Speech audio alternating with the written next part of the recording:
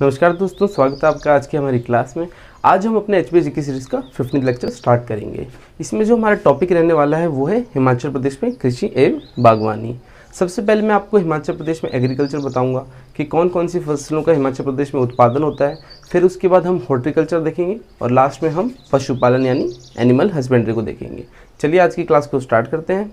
सबसे पहले हम देखते हैं प्रमुख फसलें तथा सब्जियां। इसमें जो आपकी पहली है वो है गेहूं।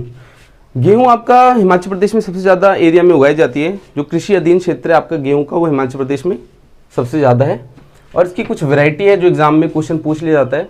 जैसे कि गेहूं की जो आपकी वैरायटी यानी किस्में हैं RR21, कल्याण सोना और सोनालिका। और जो आपका कांगड़ा जिला है उसमें सबसे ज़्यादा कृषि अधीन क्षेत्र है आपका गेहूँ का। और गेहूँ अभी एक रबी की फसल है। मैं आपको खारिफ और रबी फसलों में अंतर बता देता हूँ। जो आपकी खारिफ फसलें होती हैं वो आपकी जून जुलाई में सोन की जाती है, यानी जो बीज लगाया जाता है वो जून जुलाई में लगाया जाता है। और जो उसे हार्वेस्ट किया जाता है वो सितंबर अक्टूबर में किया जाता है।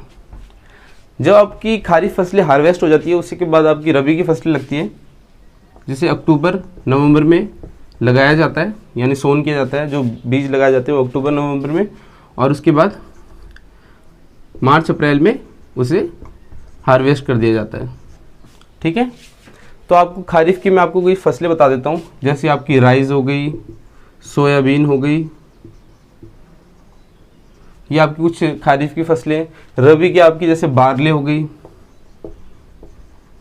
मस्टर्ड हो गई, तो ये आपकी कुछ रबी की फसलें हैं। तो आपकी गेहूं एक रबी की फसल है और ये हिमाचल प्रदेश में जो सबसे ज़्यादा कृषि अधीन क्षेत्र है आपका गेहूं का ही है। और कांगड़ा जिले में सबसे ज़्यादा आपका भूभाग है आपका गेहूं का। और इसकी कुछ वैरायटी है RR21, कल्याण सोना और सोनालिका। एग्जाम में क्वेश्चन आ जाता है कि सोनालिका किसकी किस्म है, तो आपका आंसर होगा गेहूँ की। फिर आपका आता है मक्का। जो आपका सबसे ज़्यादा फसल का उत्पादन होता है आपका हिमाचल प्रदेश में वो मक्का ही है। सबसे ज़्यादा कृषि जो आपकी क्षेत्र है यानी कृषि अधीन क्षेत्र है वो गेहूं का है, मगर उत्पादन सबसे ज़्यादा मक्का का होता है। तो इसमें आपको कन्फ्यूज़न नहीं होना। फिर इसकी कुछ वैरायटी है जैसे हिम 123, गंगा 3, विजय और अंबर। और आपकी जो मक्का है वो एक खारिफ क्रॉप है। ठीक है, और इसका जो सबसे ज़्यादा कृषि अधीन क्षेत्र है आपका मक्का का वो कांगड़ा में ही है। थर्ड है आपकी आलू। आलू का जो उत्पादन में हिमाचल प्रदेश का स्थान है पूरे इंडिया में वो 10वां है। ठीक है, तो ये क्वेश्चन एग्जाम में आ रखा है कि आलू उत्पादन में हिमाचल प्रदेश का जो इंडिया में क्या स्थान है, तो 10वां स्थान है। और इसकी कुछ वैरायटी है जैसे कुफरी जीवन, कुफरी ज्योति, गिरिराज और गुलमर्ग। और हिमाचल प्रदेश को होम ऑफ सीड पोटैटो भी कहते हैं। ठीक है, जो आपकी आलू की खेती हिमाचल प्रदेश में शुरू की गई थी वो कैप्टन कैनेडी द्वारा की गई थी। फिर है आपका टमाटर। टमाटर जो आपका सबसे ज़्यादा उत्पादन होता है वो सोलन जिले में होता है। और टमाटर की एक किस्म भी है सोलन गोला। फिर आपका आता है मटर। मटर की एक किस्म है लिंकन बूनविला। ये आपका एग्जाम में क्वेश्चन आ रखा है कि लिंकन बूनविला किसकी किस्म है, तो आपका आंसर होना चाहिए मटर की। फिर आता है आपका अदरक। अदरक उत्पादन में आपका हिमाचल प्रदेश का पूरी इंडिया में सेकंड स्थान है, दूसरा स्थान है केरल के बाद। और सबसे ज़्यादा अदरक का उत्पादन आपके सिरमौर में होता है। ठीक है, अदरक का सबसे ज़्यादा उत्पादन सिरमौर जिले में होता है। फिर आपका 7th है मशरूम। मशरूम का आपका सबसे ज़्यादा उत्पादन सोलन में होता है और सोलन को आपका खुम नगरी या मशरूम शहर भी कहते हैं। 8वां आपका काला जीरा। काला जीरा का जो सबसे ज़्यादा उत्पादन होता है वो है किन्नौर जिले में। फिर आता है मिर्च। मिर्च का जो आपका सबसे ज़्यादा उत्पादन होता है वो होता है सिरमौर जिले में। तो ये कुछ आपकी प्रमुख फसलें और सब्जियां थी जो आपको पता होनी चाहिए, एग्जाम में क्वेश्चन बन जाता है इनमें से किसी से। अब हम देखेंगे हॉर्टिकल्चर यानी बागवानी को। इसमें जो आपका पहला आता है वो है सेब। सेब उत्पादन में हिमाचल प्रदेश का पूरे भारत में दूसरा स्थान है।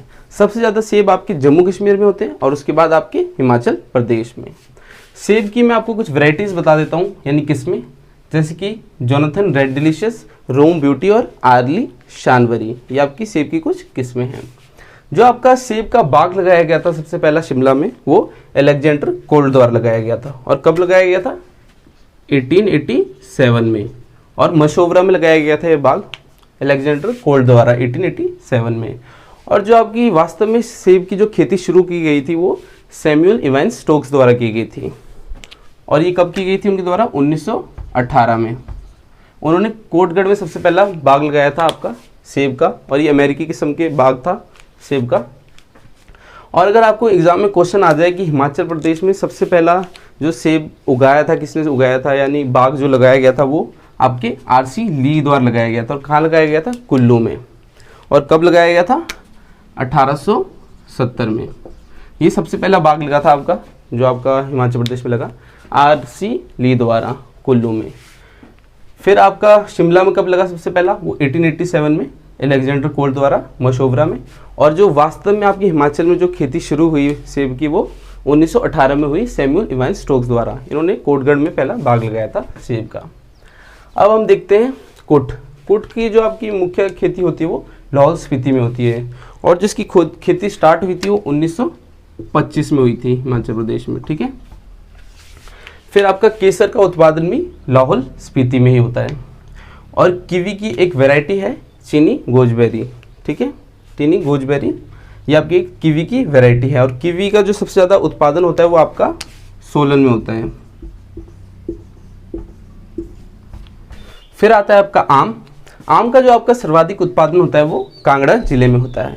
और आम की कुछ किस्में हैं अम्रपाली और मलिका। फिर आता है आपका चाय। चाय का आपका जो उत्पादन होता है सबसे ज़्यादा वो कांगड़ा जिले में होता है। और चाय की जो आपकी खेती हिमाचल प्रदेश में स्टार्ट हुई थी वो 1850 में हुई थी। और जो आपकी कांगड़ा की चाय है वो ग्रीन गोल्ड नाम से बिकती है। ठीक है। फिर एक क्वेश्चन एग्जाम में ये भी आ रखा है कि रिब्बा अंगूरों की भूमि कहाँ पर है, तो आपका आंसर होगा किन्नौर में। ठीक है। अब हम देखते हैं पशुपालन यानी एनिमल हस्बेंड्री को। सबसे पहले मैं आपको संख्या बता देता हूँ आपके जानवरों की, जैसे गाय बैल भैंसे याक इन सब की।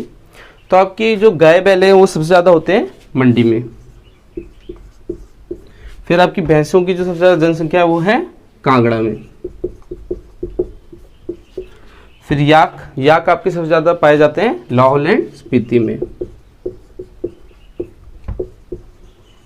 ये क्वेश्चन वैसे आपके एग्जाम में आता तो है नहीं, मैं चलो आपको एक आइडिया देने के लिए।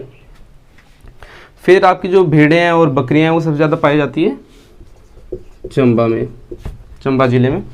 खरगोश आपके सबसे ज़्यादा होते हैं कुल्लू जिले में। फिर आपकी मुर्गियां आपकी सबसे ज़्यादा होती है कांगड़ा जिले में। जो आपका पिजोरा है सोलन में, वो आपका मुर्गियों का सबसे बड़ा फार्म भी है आपका हिमाचल प्रदेश में। फिर हम देखते हैं भेड़ प्रजनन फार्म। ये आपके हिमाचल प्रदेश में 4 जगह पर स्थित है, ज्योरी, सरोल, ताल और कड़छम। जो आपका ज्योरी पड़ता है वो आपका शिमला में। जो आपका सरोल है वो आपका चंबा में स्थित है। और ताल आपका हमीरपुर में। और कड़छम आपका किन्नौर में। ठीक है।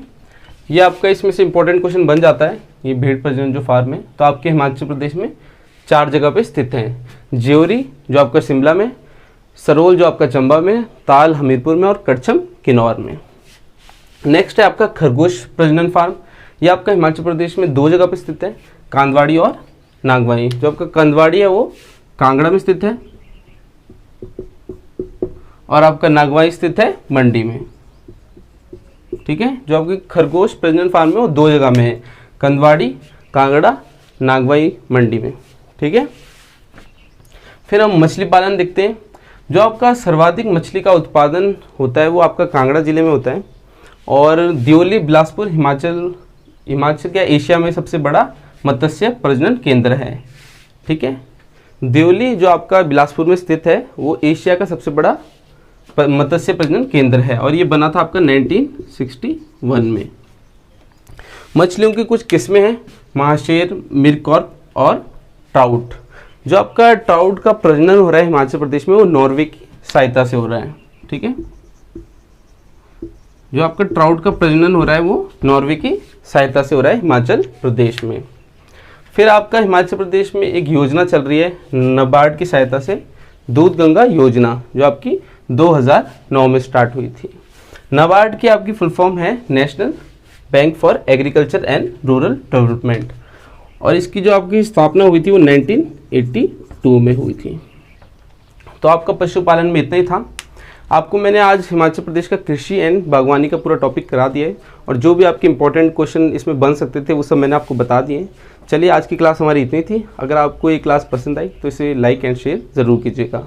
और अगर आप हिमाचल प्रदेश में किसी भी प्रकार की कोचिंग लेना चाहते हैं, किसी भी टेस्ट की, तो आप हमारे थ्रू ले सकते हैं। ऑनलाइन और ऑफलाइन हम दोनों प्रकार की कोचिंग देते हैं। स्क्रीन पे दिए गए नंबर पे व्हाट्सएप पे कॉल करके आप पूरी डिटेल्स ले सकते हैं।